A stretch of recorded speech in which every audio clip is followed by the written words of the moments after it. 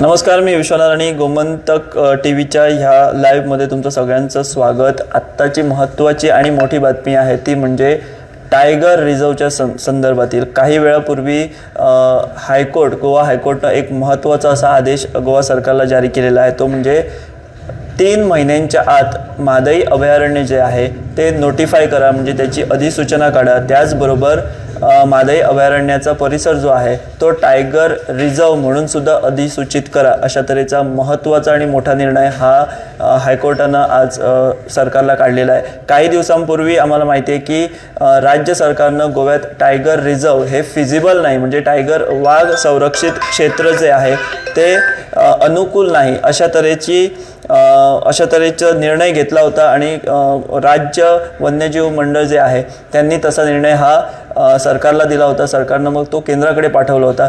तर सुरुवातीपासून वाघ संरक्षित क्षेत्राला मोठ्या प्रमाणात विरोध होतोय। खास करून मादई अभयारण्य क्षेत्र जे सत्तरी तालुक्यात येतं तिथं मोठ्या प्रमाणात विरोध होतो। स्थानिक लोकप्रतिनिधी जे आहेत ते सुद्धा लोकांची बाजू उचलून धरत टायगर क्षेत्र म्हणजे वाघ संरक्षित क्षेत्राला विरोध करत आहेत।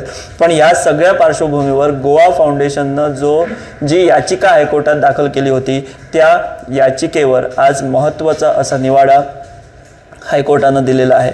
महत्त्वाचा निवाडा याचं कारण म्हणजे 3 महिन्याच्या आत मादई अभयारण्य हे नोटिफाय करा, म्हणजे अधिसूचित करा, आणि त्यानंतर मादई अभयारण्याचा परिसर जो आहे तो परिसर टायगर रिझर्व म्हणून अधिसूचित करा, असा आदेश दिलेला आहे। त्याही पुढे जाऊन हायकोर्टानं सांगितलेलं आहे की अँटी पोचिंग कॅम्प्स जे आहेत ते आजच्या तारखेपासून पुढील 6 महिन्यांच्या आत ते स्थापन करा, असा सुद्धा या आदेशात हायकोर्टानं हा मुद्दा स्पष्ट केला आहे। त्यामुळे एका बाजूला आपण जर बघितलं तर टायगर रिझर्व हा जो कळीचा मुद्दा, वाघ संरक्षित क्षेत्र हा जो कळीचा मुद्दा आहे त्याला आता कुठंतरी कायदेशीर न्यायालयीन लढाई जी आहे तिथं त्याला बळकटी मिळाली आहे असं आपण म्हणू शकतो। आता ह्यावर हायकोर्टानं हा जो निर्णय दिलेला आहे त्यावर राज्य सरकार काय पावलं उचलतो किंवा आणखी काही संघटना ज्या आहेत त्या काय पावलं उचलतात, ह्या निर्णयाला आव्हान देतात का, हे पाहावं लागेल। आत्ता हा निर्णय काही वेळापूर्वी आलेला आहे।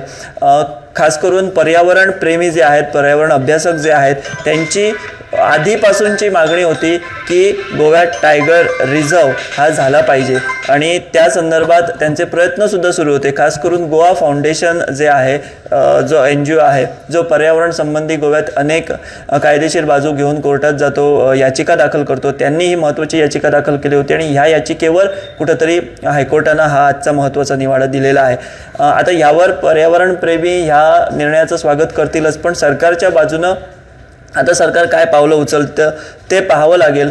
आणि जो विरोध होत होता टायगर रिझर्वला, खास करून जे स्थानिक लोक आहेत त्यांचा दावा होता की टायगर रिझर्व जर केलं म्हणजे वाघ संरक्षित क्षेत्र जर जाहीर झालं तर त्यांना त्यांचे गाव सोडून जावे लागणार आहेत, त्यानंतर अनेक बंधनं तिथं येणार आहेत, अनेक वर्ष अनेक पिढ्या तिथं जे लोक थांबतात त्यांना तिथून इतरत्र शिफ्ट व्हावं लागणार आहे। तर ह्या सगळ्या तांत्रिक बाजू, या एका बाजूला लोकांची भूमिका एका बाजूला आहे, त्यानंतर सरकारची भूमिका ही लोकांबरोबरच आहे, पण पर्यावरणवादी हे वाघ संरक्षित क्षेत्र म्हणजे टायगर रिझर्वसाठी आक्रमक होते, न्यायालयीन लढाई ते लढत होते आणि त्याला कुठंतरी आता थोडंसं म्हणण्यापेक्षा बऱ्याच मोठ्या प्रमाणात हे त्यांना यश मिळालं असं आपण म्हणू शकतो, कारण कोर्टानं हा आता महत्त्वाचा आदेश दिलेला आहे। तर याच संबंधी आणखी ज्या काही अपडेट्स असतील ते आम्ही तुम्हाला गोमंतक टीव्हीच्या माध्यमातून अशाच वेळोवेळी देत राहू। तुम्ही फॉलो करा गोमंतक टीव्ही।